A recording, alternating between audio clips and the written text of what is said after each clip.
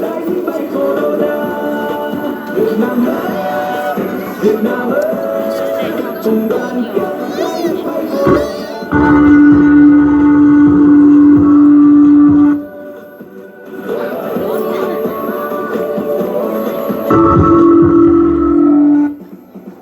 Yên đang cuộc sống cất dân ta lao động rồi bước ra đi vào lo lắng giờ sao mình phải luôn giữ tay vệ sinh kỹ khắp nơi ở quanh mình và giữ ý thức là vượt qua gian khó Việt Nam ơi. Đừng share chuyện sai trên Facebook, phải đeo khẩu trang cho đúng lúc. Đừng kỳ thị ai bằng mình vì dân lánh mình. Kẻ thù nào ta không chiến thắng, chiều người này vẫn đang cố gắng. Một vòng tay đối sang Việt Nam, yêu thương quốc đồng, tin lấy con người. Đừng sợ nhé, chúng ta vượt qua hết. Đất nước của mình bao nhiêu ân tình, Việt Nam không đổi ai phía sau. Việt Nam ơi, Việt Nam ơi, cùng đoàn kết đánh bay corona. Việt Nam ơi, Việt Nam ơi, cùng đoàn kết đánh bay corona.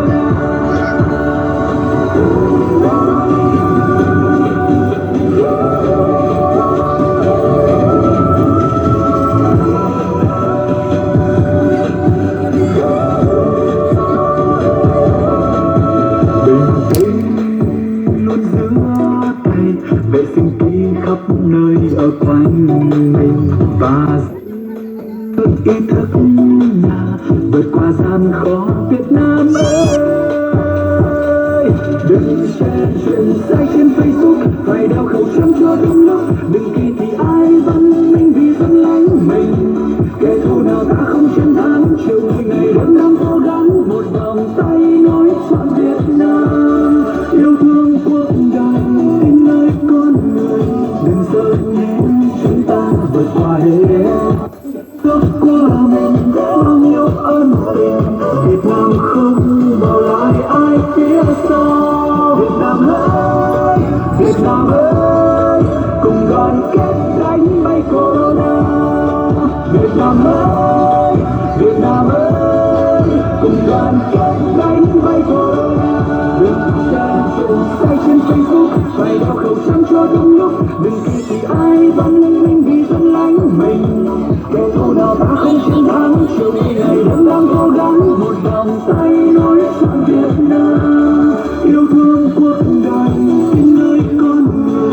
Đừng sợ nhé, chúng ta vượt qua hết. Đất nước của mình bao nhiêu ân tình, niềm tin nơi một Việt Nam sáng tươi. Việt Nam ơi, Việt Nam ơi, cùng đoàn kết đánh bay corona. Việt Nam ơi, Việt Nam ơi, cùng đoàn kết đánh bay corona.